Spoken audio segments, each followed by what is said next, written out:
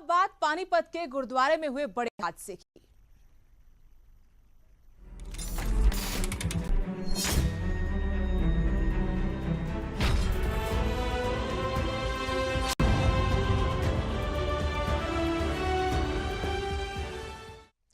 सोमवार को पानीपत में जीटी रोड पर पहली पातशाही गुरुद्वारे का गुंबद गिर गया। इस हादसे में एक मजदूर की मौत हो गई जबकि 7 लोग घायल हुए हैं। वही आशंका जताई जा रही है कि अभी भी मलबे में 4 से 5 लोग हो सकते हैं। फिलहाल मलबे में दबे लोगों को निकालने का काम जारी है। मौके पर एम्बुलेंस मौजूद है। पानीपत के इस ऐतिहासिक गुरुद्वारे का हाल ही में जीर्णोद्धार कर भवन का नव निर्माण किया गया था। ऐसे में यह हादसा होना सवालों के घेरे में है।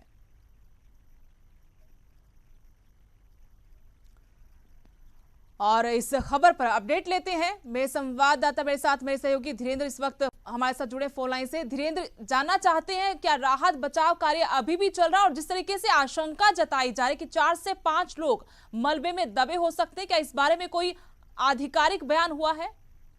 देखिए सुदेश, अभी तक आधिकारिक कोई बयान नहीं आया कि कितने लोग अंदर हैं, लेकिन जिस तरह से बताया जा रहा है 5 लोग अभी भी अंदर हैं क्योंकि उनके परिजन बाहर खड़े हुए हैं। उनका कहना कि उनका कल से कोई अता पता नहीं है।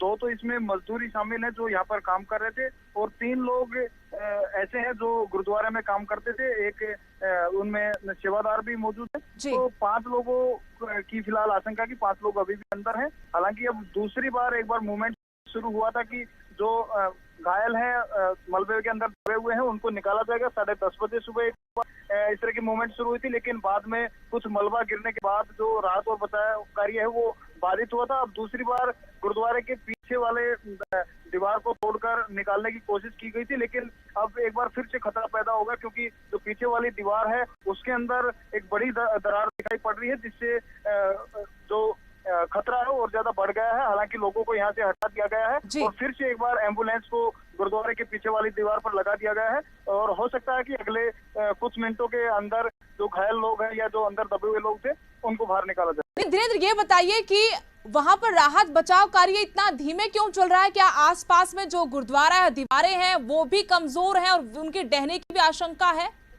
देखिए सुदेश, दरअसल ये 3 मंजिला भवन था और सबसे ऊपर गुंबद था और तीनों के तीनों जो भवन के लेंटर थे वो गिरे हुए हैं और 3 लेंटर तोड़ के एनडीआरएफ की टीम को वहां तक पहुंचना जहां पर लोग दबे हुए हैं। फिलहाल 2 लेंटर तोड़ दिए गए थे और तीसरे लेंटर को तोड़ने का काम चल रहा था और उसके तोड़ने के बाद ही उनको निकाला जा सकता है क्योंकि बेहद बारीकी काम है और क्योंकि आदमी अंदर फंसे हुए हैं इसलिए उनको सुरक्षित बाहर निकालना प्राथमिकता है। हालांकि 20 घंटे से ज्यादा का वक्त हो चुका है।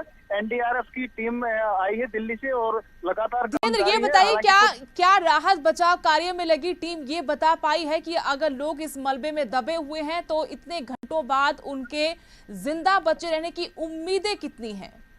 देखिए, आधिकारिक तौर पर किसी ने भी कोई पुष्टि नहीं की है, लेकिन हमें कुछ सूत्रों से जानकारी मिली है कि 2 लोगों की इस तरह से अंदेशा सा हुआ था कि उनके शरीर के कुछ अंग दिखाई पड़े थे और जिस हालत में वो थे तो शायद उनका जिंदा बच पाना मुश्किल ही है। लेकिन अभी कुछ भी कहना जल्दबाजी होगा जब तक उन लोगों को बाहर नहीं निकाल लिया जाता। अभी बाकी 3 लोग हैं, कौन सी लोकेशन पे है उनकी लोकेशन ट्रेस की जा रही है। फिलहाल 2 लोग नजर आए थे, उनको निकालने का काम जारी है।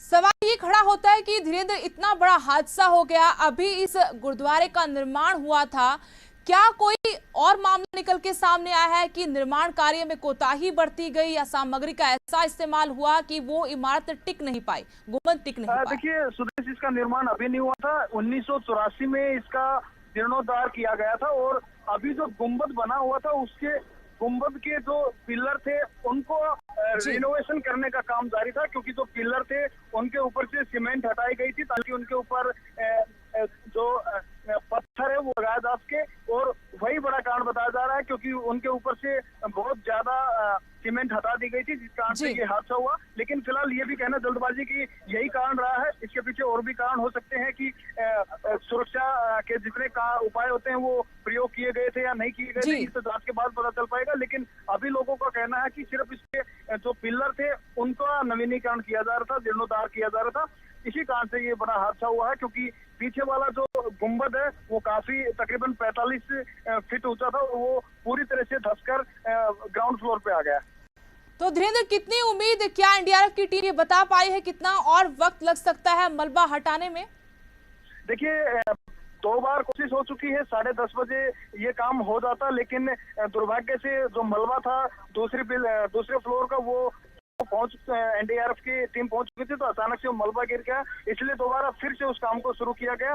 अभी एक बार फिर से मूवमेंट हुई थी, एम्बुलेंस को लगा दिया गया था गेट के ऊपर, जो दबे हुए लोग हैं उनको निकालने की प्रक्रिया लगभग पूरी हो चुकी थी, लेकिन अचानक से फिर से एक बड़ा खतरा पैदा हो गया, क्योंकि जो पीछे वाली दीवार है उसमें एक बड़ी दरार थी, तो धीरे धीरे काम को आगे बढ़ाया जा रहा है। तो उम्मीद है कि अगले कुछ मिनटों के बाद शायद लोगों को निकाल लिया जाएगा। शुक्रिया, बहुत बहुत शुक्रिया धीरेन्द्र तमाम जानकारी के लिए। तो सोमवार को पानीपत में जीटी रोड पर पहली पातशाही गुरुद्वारे में यह हादसा हुआ, गुंबद गिर गया। इस हादसे में एक मजदूर की मौत हो चुकी है, जबकि 7 लोग घायल हुए हैं।